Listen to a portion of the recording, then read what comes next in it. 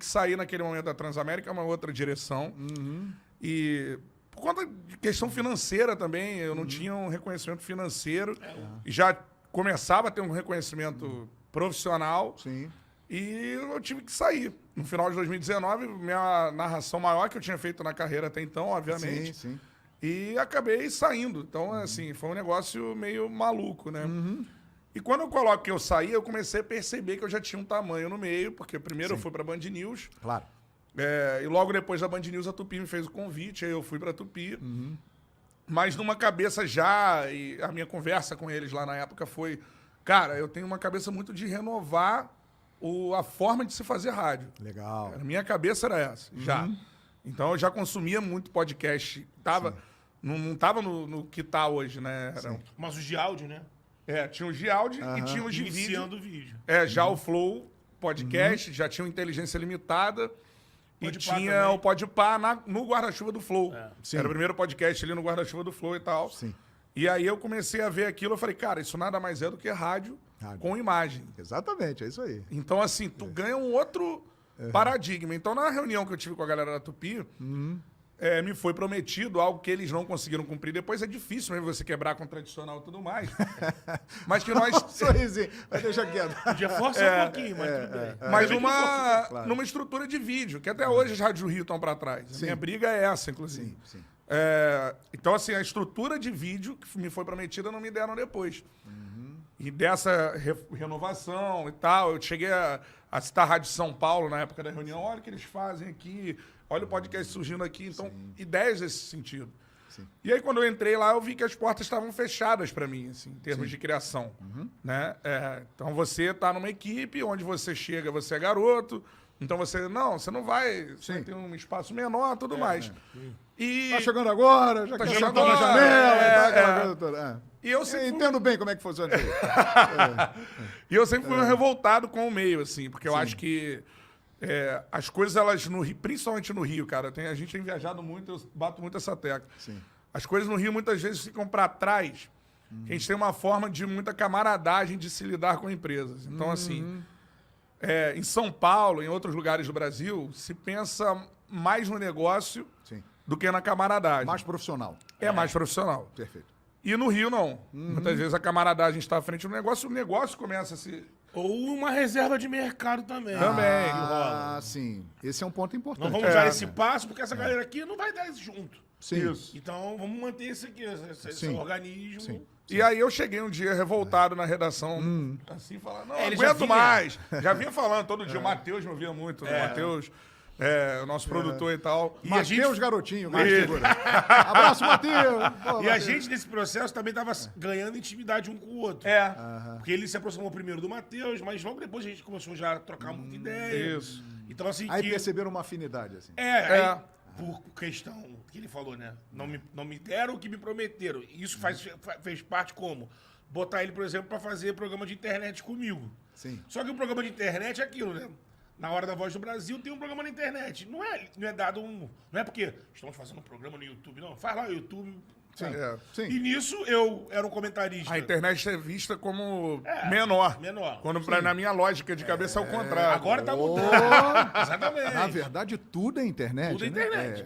Exato. E aí começa, Betão, a gente começava a escalar muito Beto e Cantarelli pra fazer o Tupi na rede. Ou Na internet. na internet. Ou transmissão de jogo na internet. Tem um no AM, no FM. Que não vai no um dial. não vai no dial. E isso foi também dando uma afinidade de conteúdo nosso. Que legal. Foi se acertando no ar. Além de começar a ficar muito amigo fora, de, pô, parceiro, Cantarelli, vamos beber, sei lá. A gente também no ar, e aí ter feedback da galera. Pô, vocês estão bem no ar, é engraçado. Entrosamento. É legal, né? Pô, bacana, vocês podiam fazer alguma coisa. E aí rola isso que ele falou, de chegar um dia na redação mostrando, olha isso aqui, pô, olha como é que tá isso aqui. Isso aqui podia fazer aqui, tem 8 estúdios aqui, não usa nenhum. Como é que pode? Pô, tem câmera, tem tudo e... Nossa. E não dá pra fazer nada, eu falava pra ele. A ideia era fazer o charla dentro da rádio, assim, na minha cabeça. É. Hoje, ainda bem que não foi. Acabado. Nada como um dia após o outro. Exatamente. rapaz. E isso eu falo pra ele assim, cara, mas podcast já teve aqui de áudio uma época, naquela época que a TV Globo Sim. meio que viralizou o podcast, a Globo Sim. descobriu o podcast de Sim, áudio, sim. aí começou a fazer propaganda. Sim. Eles também na Tupi, mesma coisa. Não, todo o departamento vai ter podcast. Não durou. durou 3 meses. Aham. Porque o negócio não tinha solidez, nem conhecimento de causa. Aí quando ele falou isso, eu falei, cara, já teve aqui, sabotaram o negócio acabou logo. Ele, não, mas tô falando disso, tô falando de... Tá vendo vídeo e tal. Aí me mandou os links, tá ligado? E eu não consumia. Não consumia nem o de áudio. E muito menos eu não tava ligado nesse movimento do videocast. Pô, ele me mandou, olha isso aqui, Betão, toma. Isso há 3 anos atrás.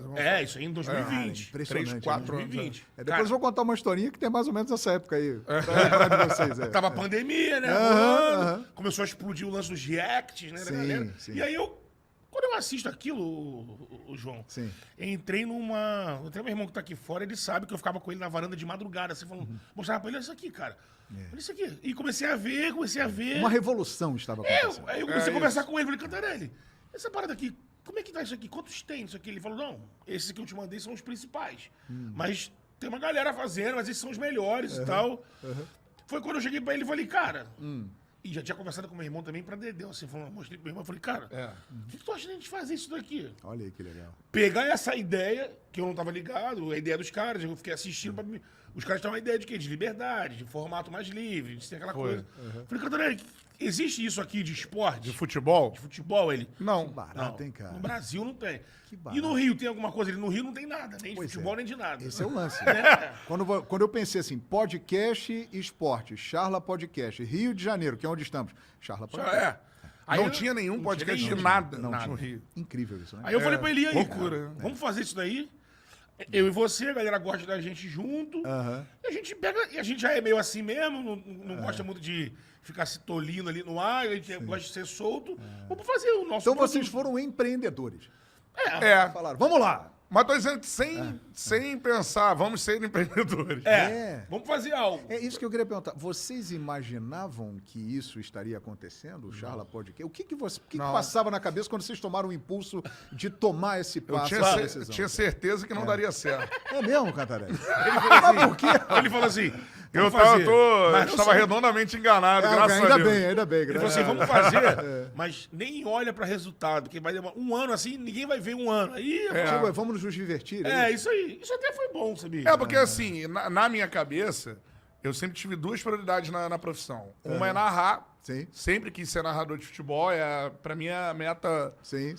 E uma outra era ter também, assim, um programa de entrevistas. Eu sempre gostei muito legal. de assistir. Eu não sabia disso.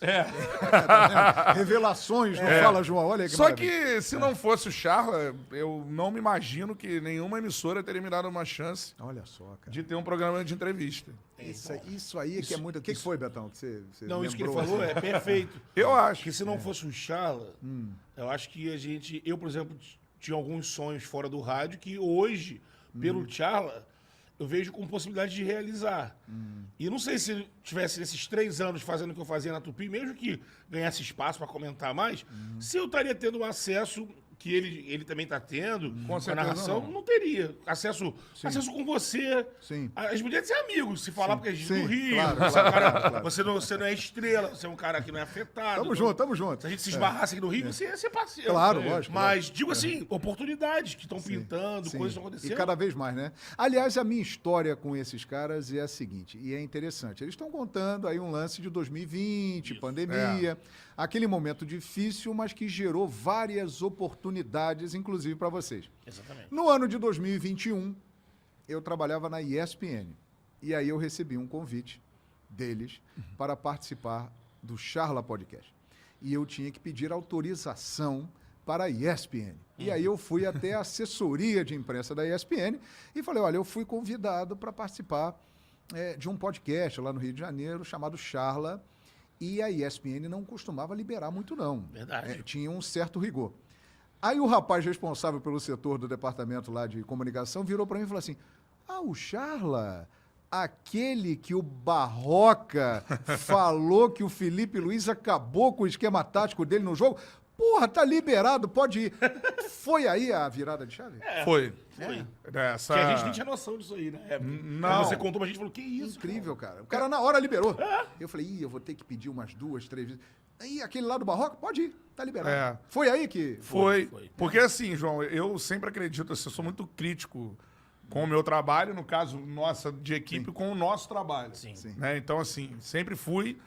E eu acho que a primeira parada que você tem que entender para você evoluir é que o que você está fazendo é ruim. As pessoas têm muita que tá bom, É. vai estacionar. As pessoas têm muita dificuldade nisso, assim, de sim. olhar assim o trabalho e falar, mano, meu trabalho tá ruim. É autocrítica, né? Eu, se eu ouvir minhas primeiras narrações, por exemplo, pra dar um exemplo, eu acho horrorosas, um negócio tenebroso, assim. Eu também, Catarina. Também? Eu às vezes não gosto nem muito de ouvir, não, mas eu ouço pra Me dá ficar mal ligado. vergonha. Você vai pegando Olha a minha prática, voz né? como é que era. Você vai apurando o Você vai negócio. evoluindo, você vai evoluindo. Então também acontece contigo. Ah, acontece também. Beleza. Mas é bom, faz parte da nossa história. Faz. Mas ali o Barroca foi o... Porque Virou a a gente, chave ali. a gente tinha que aprender a fazer. E aí ali me ensinou um pouco, opa, entendi agora uma parada. Qual é a parada ali? E esse, vou deixar engraçado esse detalhe. Esse episódio... Tu não tá. Eu não tô. Sabe quem tá no meu lugar? Quem? Thiago Veras. Rapaz, companheiro da Rádio Companheiro Tupi, da Rádio grande Tupi, repórter. Um repórter. abraço pro Tiaguinho. Você chegou a trabalhar com ele na Manchete? Sim, trabalhei com ele na Pô, Manchete. Então, Cobre o Botafogo. Isso, Sim, parceiraço. Gente E aí, boa, gente boa. Como eu não podia, por questão de Tupi. Casou, foi uma das únicas vezes naquela época que casou e eu não consegui ajustar Tupi e o Tchala. E aí eu falei, cara, eu vou ter que trabalhar, não vai dar. E eu falei, cara, o Thiaguinho. Até porque o Thiaguinho conhece muito. E com o Botafogo, e na época que o Barroca foi do Botafogo, ele tava lá. Então era até um jeito. Assim, eu falei, pô, bota o Thiaguinho ali também, que o Barroca vai se sentir mais confortável. Claro, lógico. Né, a história é a seguinte, pra galera que não sabe, né? É um dos nossos maiores vídeos do canal até hoje. Sim. Que é o Barroca contando que o Felipe Luiz do Flamengo ganhou um jogo dele, taticamente. Curitiba, né? Numa lateral, o Felipe Luiz rearruma o time e o Flamengo ganhando o Curitiba. É isso. Eu confesso que eu conheci o Charla através desse vídeo. Sim. Acho que Eu acho que o a galera, meio- né? o Ali meio- foi realmente o que lançou aí pra todo mundo, né? Não, e o contexto ali que eu percebi é o seguinte. A gente tava no início, eu e o Betão, a gente não era ninguém na internet, então assim... Sim. Pra levar convidados também era difícil. A gente chegou até o Barroca, que teve uma humildade impressionante. Ele é um cara extremamente humilde e tal. E aí ele tava, na época, ainda entre empregos ali de clubes, então tava ali, pá. E ele Acho que foi até lá. o Veras ajudou, né, no contato. Né? A última pergunta da entrevista foi essa. Pra fechar, um jogador que te impressiona. Pode não ser tecnicamente e tal. Aí eu acho que é a pergunta que mudou o Charles. assim, Mudou, porque a partir desse momento, ele entendeu, opa, isso aqui é um mote, Não é. uma linha. Não precisa ser tecnicamente, jogador que te impressiona em algum outro sentido. Foi essa a pergunta. Sim. E aí ele falou o Felipe Luiz, pela inteligência e tudo mais, e contou essa história que o Felipe Luiz... E aí veio essa questão também mais massificada na torcida do Flamengo, do Felipe Luiz virar treinador. Sim. Isso partiu daí, a gente descobriu que entrou no Ninho do Urubu. Esse assunto, então, os jogadores lá começaram a trocar ideia. Vai botar pilha no Felipe. Ei, treinador. Se eu não me engano, teve um vídeo Tá do chegando Gerson a hora daqui a pouco. saindo do Flamengo, que eles ficam brincando com isso. E aí, primeiro eu vi o poder que a gente tinha na mão de reverberar. Sim. E segundo, eu vi assim, cara, essa história é o Barroca contando, mas não é uma história do Barroca, é uma história do Felipe Luiz.